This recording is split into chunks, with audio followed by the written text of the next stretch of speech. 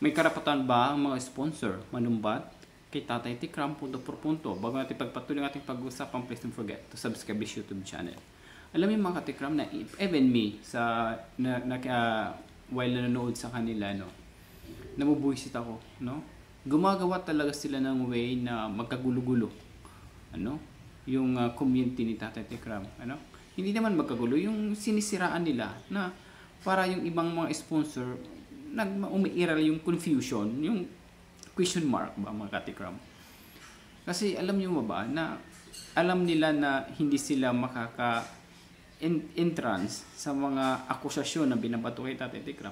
Ginagamit nila mga sponsor mga katikram, para masira lalong masira nila si Tatay Tikram punto por punto.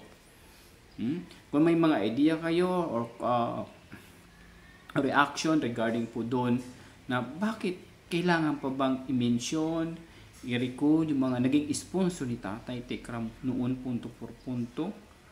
So alam naman natin na ang channel ni Tatay Tikram, daan lang to na makatulong yung mga nakakaangat-angat sa buhay sa mga taong walang-wala sa buhay.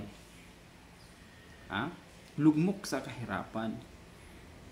Bakit lahat na lang mga katikram ginagawa nila ng issue?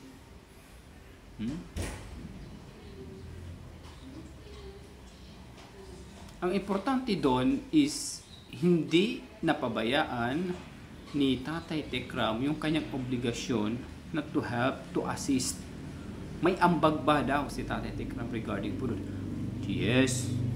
Kung walang ambag si Tatay Tikram, makakatulong ba sila sa mga dapat matulungan? Wala. Dahil sa effort din ni Tatay Tikram, dahil sa kanyang pagpupursigi, dahil din sa kanyang channel, nakatulong kayo kay Dave. Nagkaroon si Dave ng sponsor. Doon na lang po yun, malaking impact na po yun, na 99.9% ang naibigay tulong ni Tatay Tikram. Bonus na lang po yun kung may mga sponsor magbigay sa kanya. So sabi pa nga iba, may sahod sa yes, mayroon naman dito. Sa sahod, lalo kung medyo umiiral yung kasikatan mo, mas mataas ang sahod mo dito sa YouTube, punto por punto. Hindi yung basihan na maninira kayo sa tao dahil sa mga sponsor. Kung may naitulong ang sponsor, mas may malaki ang naitulong ni Tatay sa sponsor. Sa itulong sa charity na iyon. Dahil ang kanyang channel ang ginamit. Yun po yung katotohanan. Kaya wag yung gawan ng issue yung yung mga nagbigay tulong sa charity noon ni Tatay Tikram, mag-recall sila. Total, natulungan naman nila si Dave. Kasi daw, ang reason daw mga katikram is hindi daw naibigay buo kay Dave yung mga naitulong. So alam naman natin sa mga ganung bagay mga katikram, hindi na ganun kailangan pa i-recall kasi tapos na po yun. Natulungan na nila si Dave. Punto por punto.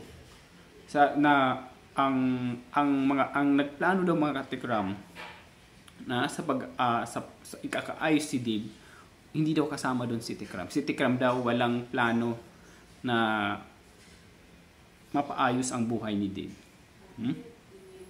Nag-aantay lang daw ng mga kung sino magbibigay ng sponsor kay Dave punto por punto. Doon lang. Kung ano ang plano ng mga sponsor kay Dave, doon lang daw sumusunod si Tikram.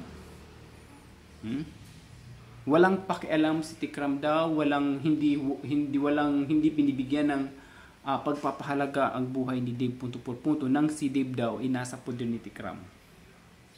Di ba sa lahat, di ba? Sa buhay ni Dave, sa mga nagbigay tulong kay Dave, binibigyan nila ng masamang kahulugan yun ngayon. Dahil tinitingnan nila kung saan sila gagawa ng paraan na masira yung isang tao. Ganun lang po dun. Pero hindi naman lahat ng sponsor nagbigay kay Dave, inakuha nyo. Mga ilan-ilang nandyan na alam nila na magagamit ninyo si Dave, inuwan nyo si Dave, yung ibang mga sponsor.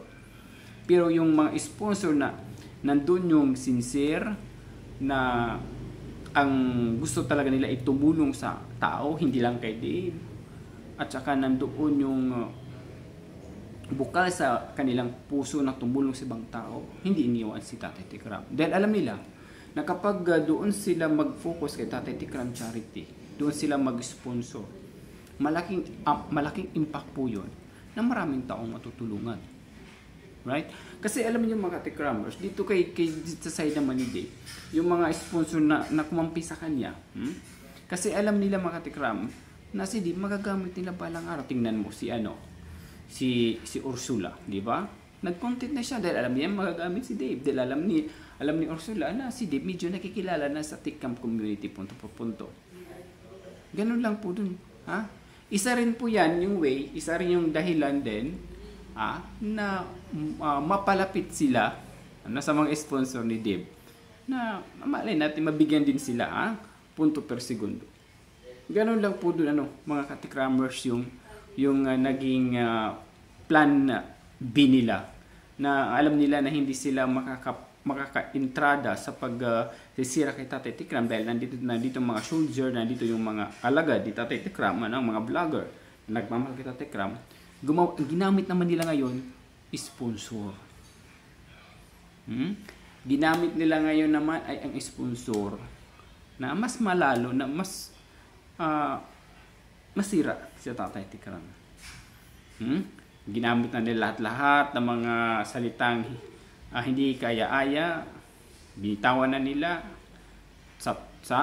ginagamit nila yung mga binitawang salita ni Dave na ibato kay Tatay Tikram. Sige, big check yun sa kanila. Wow. Nabigyan ng hustisya para sa kanila.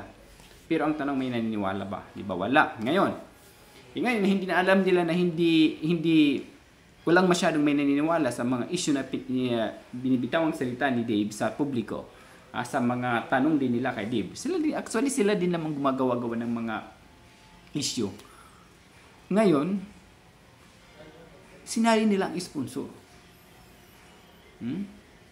Actually, walang karapatan ng sponsor manumbat sa kanilang mga tulong. Kasi hindi naman si Tatay Tikram humingi sa kanila ng tulong. Kusa sila nagbigay. At natagamtaman din naman. At nagamit din naman ni Dave. Punto por punto. Ganun lang po dun. Anyway, mga patikram, yung mga banat nila ngayon.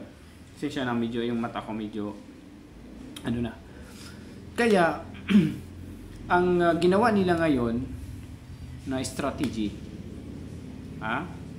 yung nagbigay sponsor kay Dave na kumampi sa kanila.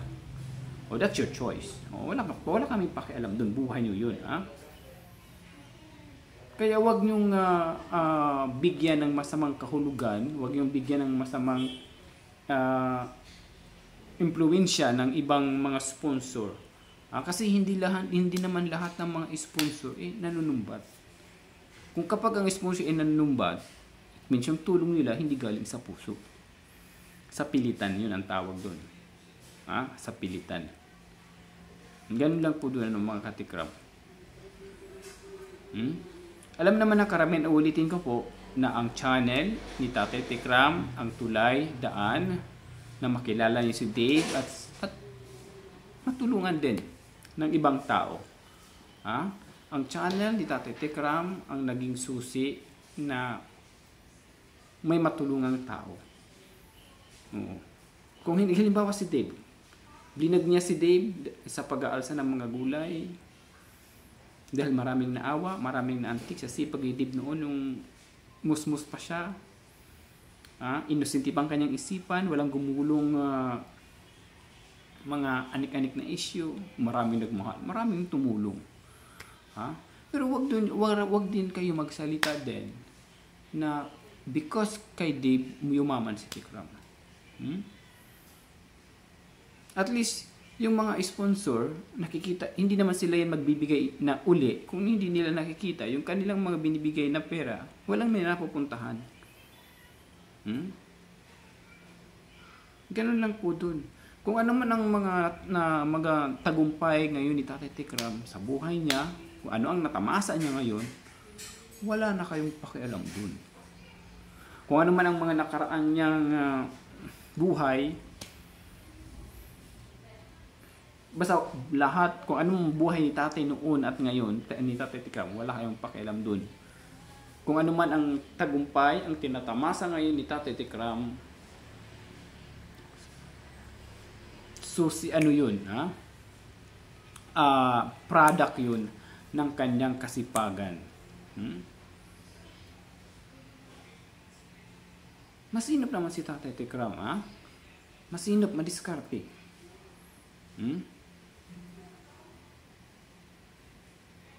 Malaking impact na po yun. Malaking tulong na rin po yun ni Tatay Tikram sa mga nag-sponsor dyan na ginamit ang kanyang channel. Yun ang kanyang ambag doon. Malay mo kung nagbibigay rin siya sa sarili niyang pera. Hindi lang umaasa din sa mga sponsor. We do not know kung ano magiging proseso dyan kasi siya ang nakakalam. Kasi siya ang daan. Siya ang founder ng charity. Siya ang nakakaalam. Hindi kayo. Alright? Kaya gano'n lang po doon na wala kayong karapatan mag-content na walang may karapatan bang manumbat yung mga sponsor sa mga sponsor sa mga natulungan. For me, wala. Kasi kung ulitin ko po, hindi naman yan hiningi ni Tatay Tikram. Kusa naman sila nagbigay. Kayo, walang karapatan mag-issue ng about sa mga ganong sponsor kasi nga, wala naman kayong kalam-alam regarding sa mga naging charity ni Tatay Tikram noon. Ngayon nga lang kayo pumasok dito sa community na ito. As dami pang yung Ichos Boreche na mga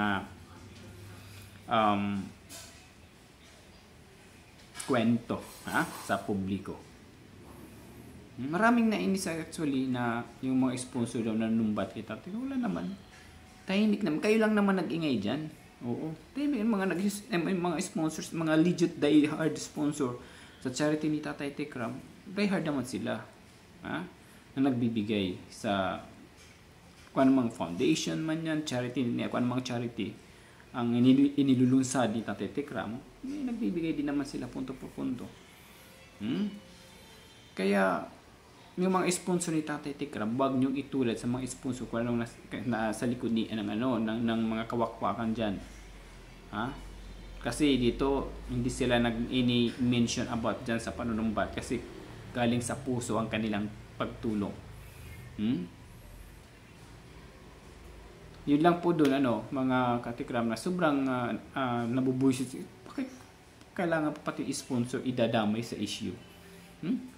Na kung galing sa bukal ng yung puso ang tumulong. Kasi actually mga ka-idol, masarap tumulong sa ibang tao.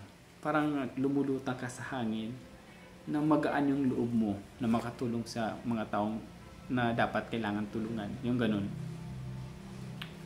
Kaya ulitin ko po, mas mabuti nga sa Tatay Tikram kaysa sa politiko dyan. Kaya sa mga barangay official, sige nga sa barangay ninyo. Si Tatay Tikram lang. Talo pa nga ni Tatay Tikram yung mga dyan nasa publiko nagtatrabaho, sa politiko. Talo pa niya sa mga maraming na tulungan. Alright? And then sa mga bagong pasok dyan, please don't forget to subscribe sa YouTube channel Kuya SMB Vlog atin to. So hanggang dito na lang. So yung po ang reaction ni Kuya SMB regarding po doon sa nag-content na ano daw ang ambag ni Tatay Tikram sa charity. Sa kanyang channel, sa kanyang paggabay na matulungan yung bata, malaking impact na po yun. Kung wala ang channel, makakatulong kayo, yung mga sponsor, hindi. Ang bubo nyo naman, sa totoo lang. Kasi yung mga channel, ito yung daan tulay na makatawid ka. Ito yung susi din na magkaroon kayo ng connection sa mga dapat matulungan. Yun ang ambag ni Tatay Tikram. Yung nag-content, yun ang walang ambag. Yun ang totoo. Huwag na tayong mag-ichus palaka dyan, Anyway, hanggang dito na lang muna tayo mga Tikramers. Sa mamayang gabi, try mag-live after my workout. I will try kahit 1 hour lang sa pantas. Sana supportahan po ninyo si Kuya SMB. Again, this is Kuya SMB para siguro punto por punto, fact na fact and full. Don't forget again to subscribe and like and share atin to. Bye bye guys, ingat kayo lagi.